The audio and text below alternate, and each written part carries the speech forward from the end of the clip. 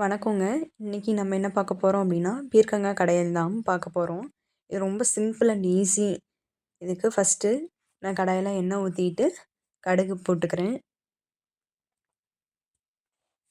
குயிக்கா செஞ்சிடலாம் இந்த ரெசிபி. ரொம்ப டைம் எடுக்காது. கடுகு பொரியுது. கடுகு பொரிஞ்சோடனே வந்துட்டு ஒரு பல் பூண்டு வந்து நல்லா சின்ன சின்னதா கட் பண்ணி வச்சிருக்கிறத நான் ஆட் பண்ணிக்கிறேன். ஒரு 5 செகண்ட்ஸ் விட்டுருங்க. அதுக்கப்புறம் வெங்காயம் ஆட் பண்ணிக்கோங்க.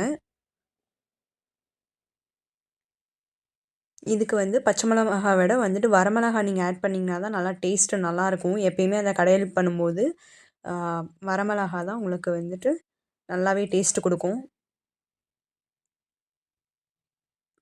இப்போ நல்லா அதை வதக்கி விட்டுக்கோங்க.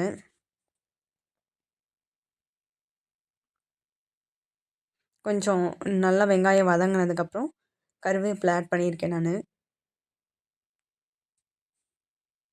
நீங்கள் ஃப்ரெஷ்ஷாக கிடைச்சதுன்னா போட்டுக்கோங்க. எனக்கு இங்கே ஃப்ரெஷ்ஷாக கிடைக்காது. ஸோ நான் ட்ரையாக இருக்க கருவேப்பிலை யூஸ் பண்ணியிருக்கேன். நெக்ஸ்ட்டு தக்காளி. உங்களுக்கு தக்காளி நல்லா ஆட் பண்ணிக்கணும். இப்போது எப்படின்னா ஒரு 3 தக்காளி 4 தக்காளி நல்லா பெரிய சைஸ் தக்காளி ஆட் பண்ணிக்கோங்க. ஏன்னா தக்காளியும் பீர்க்கங்காயும் வந்து ஈக்குவல் குவான்டிட்டியில் இருந்தால் தான் இந்த கடையில் நல்லா டேஸ்ட்டாக இருக்கும்.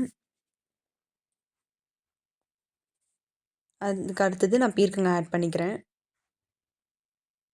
நல்லா தக்காளி வதங்கணும்னு இல்லை, ஓரளவுக்கு வதங்கினா ஓகே. ஏன்னா வந்து நம்ம இது கடையல் மாதிரி தான் பண்ண போகிறோம். நமக்கு இப்போ நல்லா வெந்து வந்தாவே தாராளமாக போதும்.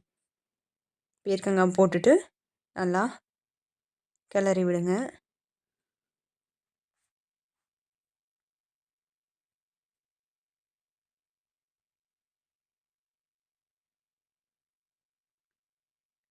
இப்போது நான் மஞ்சத்தூள் கொஞ்சம் ஆட் பண்ணியிருக்கேன். அடுத்து வீட்டில் அரைச்ச மிளகாய்த்தூள், குழம்பு மிளகாய்த்தூள் அது, அப்புறம் சில்லி பவுடர், நார்மலான வந்துட்டு வரமிளகாய்த்தூள் அது வந்து கொஞ்சம் ஆட் பண்ணியிருக்கேன். உங்கள் காரத்துக்கு ஏற்ப வந்து நீங்கள் ஆட் பண்ணிக்கோங்க. இது எல்லாமே எல்லாம் ஆட் பண்ணிவிட்டு நல்லா மிக்ஸ் பண்ணி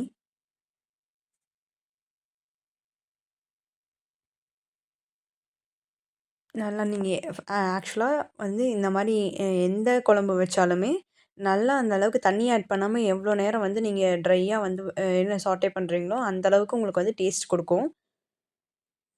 அப்புறம் உங்களுக்கு தேவையான அளவு உப்பு ஆட் பண்ணி நல்லா வந்துட்டு வதக்கி விடுங்க.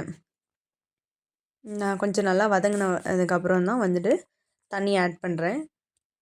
நல்லா வதங்கிடுச்சு இப்போ கொஞ்சம். இப்போது கொஞ்சமாக தண்ணி நல்லா காயெல்லாம் வேகிற அளவுக்கு தண்ணி ஆட் பண்ணி நல்லா கொதிக்க விடணும்.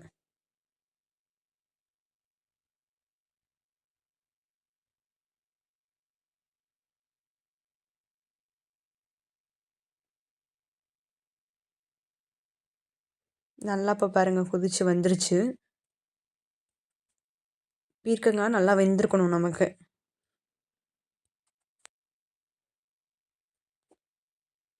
இப்போது நீங்கள் இது வீட்டில் இருந்ததுன்னா மத்து வச்சு கடைஞ்சிக்கலாம். நான் என்கிட்ட மத்து இல்லாதனால மேஷர் வச்சு நல்லா வந்துட்டு கடைஞ்ச மாதிரி நான் பண்ணி விடுறேன்.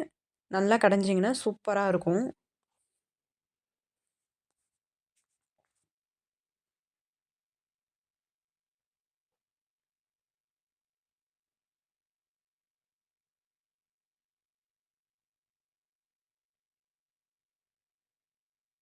நல்லா மேஷ் பண்ணி விட்டுட்டேன் இப்போது. ஓரளவுக்கு மேஷ் ஆகிடுச்சு.